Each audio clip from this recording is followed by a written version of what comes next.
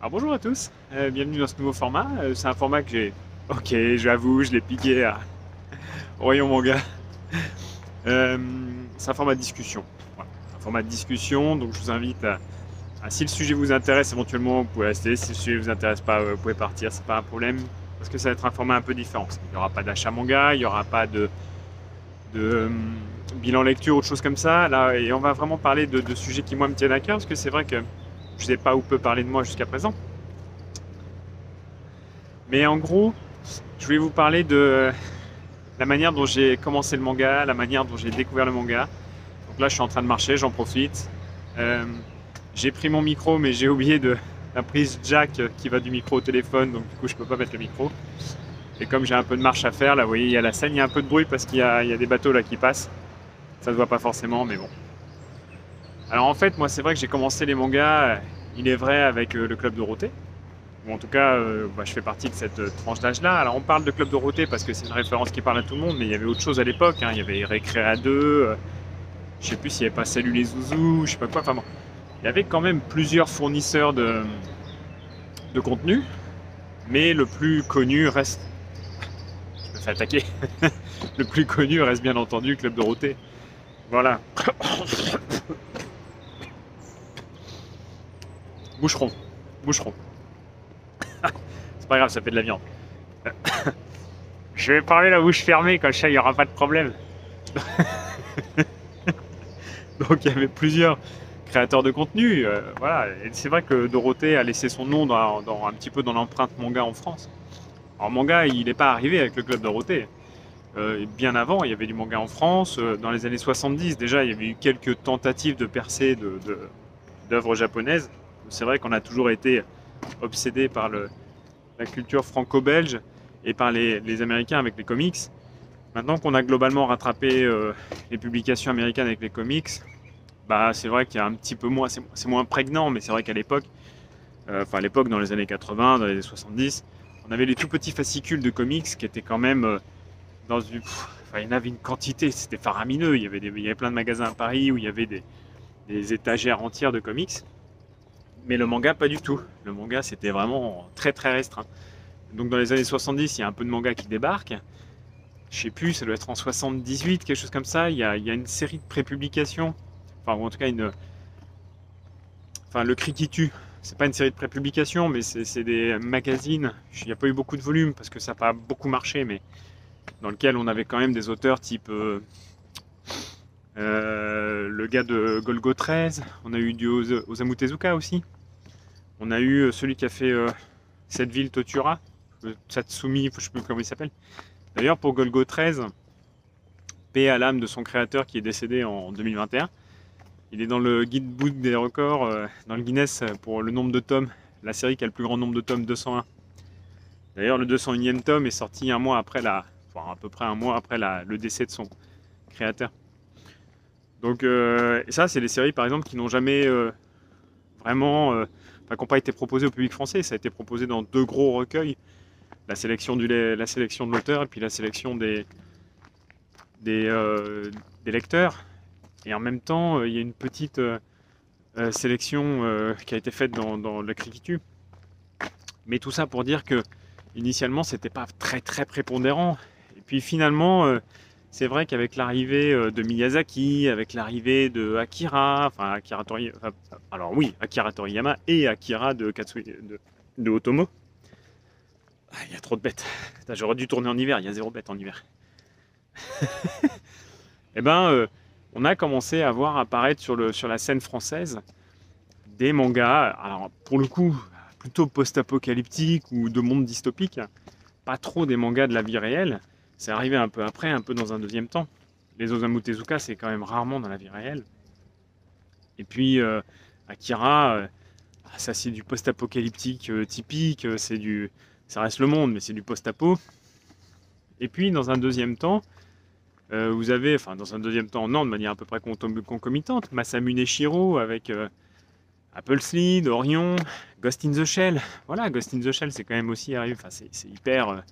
On n'a pas l'impression comme ça, mais ça date des années 80. Voilà, quand on regarde Ghost in the Shell avec.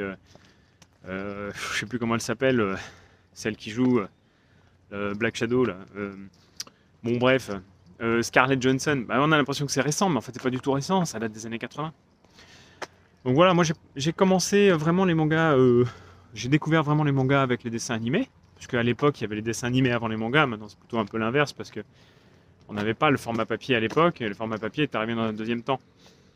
Donc le format papier, il n'existait pas du tout, et quand il est apparu via les magazines de prépublication ou via les petits fascicules, parfois même il sortait en mode kiosque avant de sortir en format classique. Vous voyez, Akira, il est sorti en kiosque, en format kiosque au gros format, avant de sortir en format colorisé.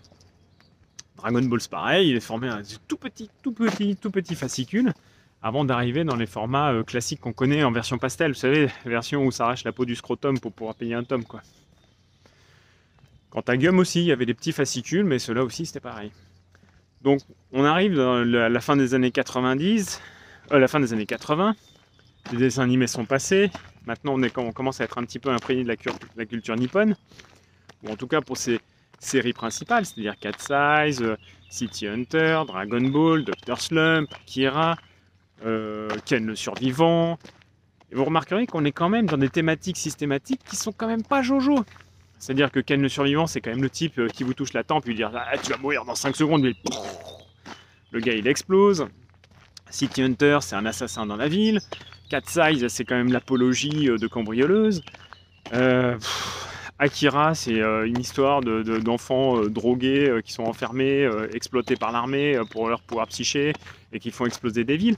Enfin, on est quand même dans des thématiques qui sont assez dures, quoi, par rapport à ce que nous on connaît. Et donc il y a, au début des années 90, une espèce de anti-japonisation ou anti-japanimation avec la BD franco-belge, ou en tout cas les réalisateurs de dessins animés qui finissent par un petit peu se rebeller. Ah, j'exagère bien sûr, mais bon. Et on a plein de nouveaux dessins animés qui apparaissent, qui complètent un petit peu l'offre de l'époque. Avec, c'est pas des débuts des années 90, mais c'est concomitant. Avec par exemple les Mystérieuses Cités d'Or, Ulysse 31, Inspecteur Gadget. Voilà, donc tout ça c'est plutôt européen, francophone. Même s'il y avait quelques adaptations de dessins animés nippon plus un pays étranger, comme Albator, comme comment ça s'appelle, Maya l'abeille, voilà. Voilà, tout ça c'était un petit peu mixte. Mais donc du coup il y a une vague un petit peu anti-japanimation au début des années 90, mais qui finalement est rapidement balayée parce que faut bien se l'avouer, c'est quand même largement mieux les dessins animés japonais. Donc après commencent à arriver les papiers, les formats papier.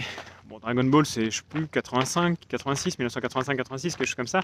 Mais ça arrive en France en 91, 92, 93, 93, je crois, je sais plus. C'est comme Gum. Gum, ça arrive en 94 ou 95, un truc comme ça. Donc moi, le premier manga que j'ai acheté, c'était en papier, hein, je veux dire en neuf, c'était Gum. Voilà, c'est le premier manga que j'ai acheté. Les deux premiers, d'ailleurs, j'ai acheté le tome 2 en premier, et puis après j'ai acheté le tome 1, allez savoir pourquoi.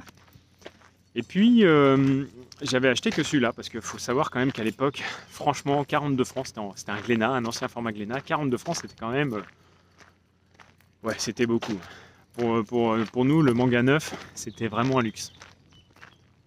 Après, il y a eu une espèce de démocratisation, le marché de l'occasion n'existait pas du tout, hein. Donc on ne pouvait acheter que des mangas neufs, et il y avait peu ou pas de formats, il y avait peu ou pas de mangas différents, et après, progressivement, sont apparus tout un tas de mangas. Donc d'abord Gum, après Akira, mais c'était pas les miens, c'est des BD que j'ai empruntés à des potes. Et puis j'ai fini par trouver mes premiers mangas d'occasion, je sais plus, ça devait être fin des années 90 avec Dragon Ball. Donc voilà comment j'ai commencé le manga. J'ai commencé le manga avec ces séries-là. Dans un deuxième temps, j'ai commencé à gagner un peu d'argent et j'ai pu me payer quelques livres. Avec par exemple Video Girl, Masakazu Katsura, qui est vraiment une tuerie sans nom. Avec City Hunter, parce que City Hunter, je l'avais déjà lu. Il faut savoir que City Hunter en dessin animé, donc Nicky Larson, c'est un peu censuré par rapport au City Hunter que nous on connaît en manga.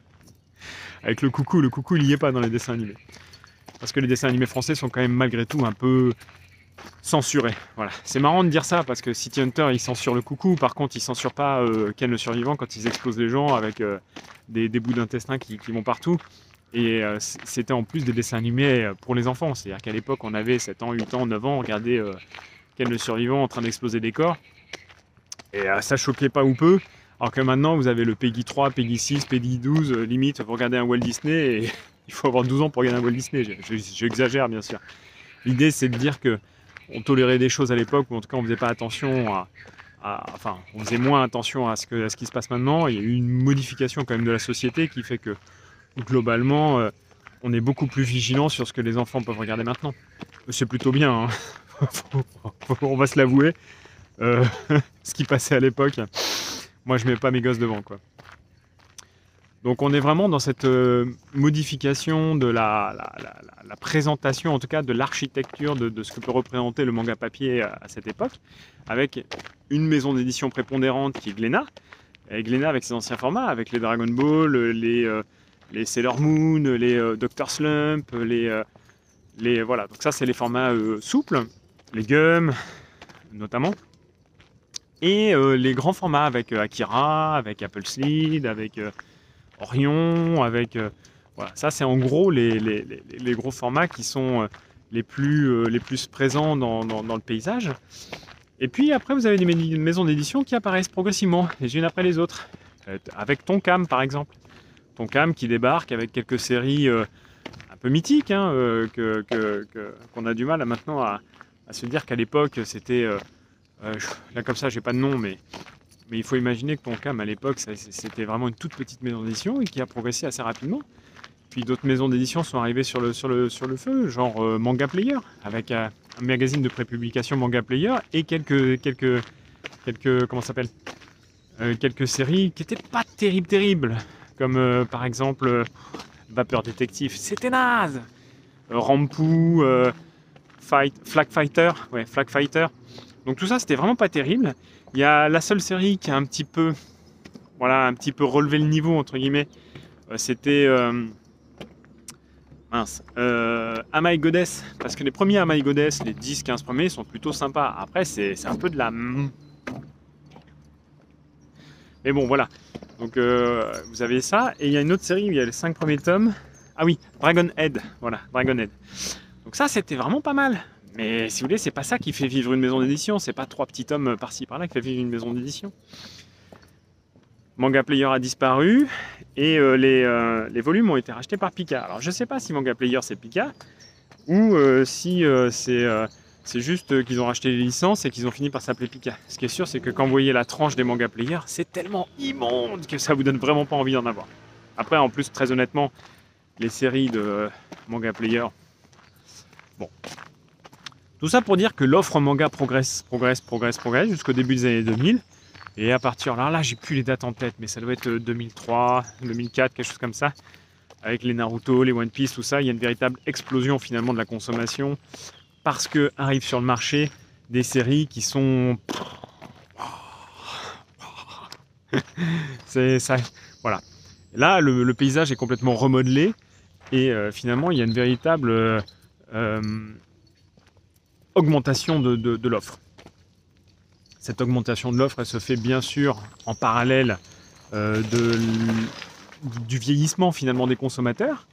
Donc les gens qui ont commencé à regarder Club Dorothée à 7-8 ans dans les années 80, ça a commencé en 87, hein, Club Dorothée. Et ben dans les années 2000, ils ont 20 ans, et ben ils peuvent acheter. Voilà. Et donc ces jeunes de 20 ans, 30 ans qui peuvent enfin acheter, ça donne aussi un peu de pépette au business. Donc le business augmente, les maisons d'édition apparaissent les unes après les autres. On a parlé de Tonkam, mais il y a Delcourt qui s'y est mis aussi, il y a Casterman, tout ça. Et toutes ces maisons d'édition-là, elles ont fait finalement un petit peu la remontée plutôt l'introduction sur le marché du manga en France. On n'oubliera pas parallèlement à ça les animés, mais pas les dessins animés, je parle vraiment des films, avec Miyazaki. Voilà, Miyazaki qui a vraiment... Il faut imaginer quand même que Miyazaki, avec le film Akira, hein, voilà, c'est les deux gros pendants, et puis Ghost in the Shell un peu aussi. C'était le concurrent un petit peu de Walt Disney, quoi. Il faut imaginer quand même que Disney, c'était les seules offres télévisuelles en animé qu'on avait, et qui étaient vraiment une tuerie, avec finalement dans l'historique de Disney, Je pense que ça doit être la Belle et la Bête, le premier qui a vraiment actualisé ces dessins animés. La Belle et la Bête, puis après tout ce qui a suivi derrière, avec Aladdin, le Roi Lion, tout ça. Mais là, on est déjà dans les années 90. Donc finalement, il y a toute cette concurrence extérieure qui s'installe, avec finalement une obligation d'être meilleur que les autres. Et là, vous avez les Miyazaki qui explosent tout. Vous avez Akira, comme je vous dis, dans la fin des années 80, qui est, c'est une tuerie sans nom, avec des bandes son extraordinaires, avec des images et une animation qui était vraiment... faut regarder les dessins animés de l'époque pour comprendre ce que je suis en train de vous dire. C'est extraordinaire. Et tout ça va dans le sens de la publicité qui est faite autour des mangas. C'est-à-dire qu'au début, le manga, c'est jamais qu'un concurrent direct de la BD franco-belge. En France, on est très protecteur. Voilà, nous, c'est Tintin, c'est Black et Mortimer, c'est Spirou, c'est toutes ces séries-là. Et puis, vous avez le concurrent direct, Dragon Ball, etc., qui vient grignoter des parts de marché progressivement, jusqu'à maintenant, avec le confinement in fine en 2020, littéralement exploser la concurrence. Alors, il y a moins de sorties encore en France que de la BD franco-belge. Par contre, je pense que le volume de vente, il est beaucoup plus important. À part Astérix, je ne sais pas s'il y a beaucoup de BD qui se vendent mieux que les mangas. J'ai pas les chiffres, mais bon, globalement, il faut imaginer que c'est à peu près dans cet ordre d'idée-là. Tout ça pour vous dire que, parce que finalement, le sujet de départ, c'est quand même comment j'ai commencé le manga. J'ai commencé le manga via les animés, que je ne regarde plus du tout. Moi, je regarde plus les animés, je regarde pas les animés. Je pense que le dernier animé que j'ai vu, qui était vraiment pas mal, c'était l'Attaque des Titans. Mais sinon, je regarde plus du tout les mangas. Quand vous regardez GTO, vous lisez GTO, qui est un mec qui est fort, qui est machin, qui est truc, et puis vous regardez l'animé, mais GTO, il a une voix de castrat. Enfin, moi, c'est pas ça. Onizuka, pour moi, c'est pas ça. Surtout les traductions françaises, c'est-à-dire que quand vous êtes sur la version originale sous-titrée, à la limite vous écoutez, mais vous écoutez pas. Donc finalement, ça gêne pas trop, mais quand vous êtes en traduction française, moi j'ai... Non, c'est pas possible.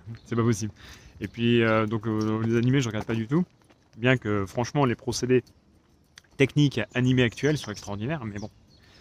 Mais voilà, tout ça pour vous dire que c'est le club Dorothée, effectivement, créé à deux, enfin, celui de Zou, tous ces trucs-là de l'époque. Donc d'abord les animés, puis après les mangas papier qui sont arrivés, qui ont vraiment remplacé, supplanté pour moi les animés. Et puis, in fine, l'explosion, le fait que je commence à travailler, et puis gagner un peu d'argent. Faut savoir qu'à l'époque, quand j'avais pas d'argent, un manga c'était un McDo, quoi. Donc c'était soit je mangeais un McDo, soit j'achetais un manga.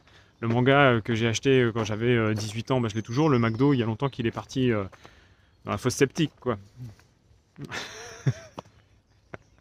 Bon, j'ai pris beaucoup de plaisir à parler avec vous. Je vais faire une deuxième vidéo sur Gum, parce qu'il va falloir qu'on parle de Gum. Et en tout cas de l'opposition de Gum à une autre série dont je vais vous parler. Et puis je vous dis à très bientôt. Là, je vais faire le chemin du retour du coup. Bienvenue au nouveau sur la chaîne. J'espère que cette blablatage ne sera pas trop long pour vous. J'espère que vous y aurez trouvé votre intérêt. C'était le récit d'un vieux consommateur. Je vous embrasse très fort. Puis je vous souhaite une bonne fin de journée. Allez, salut.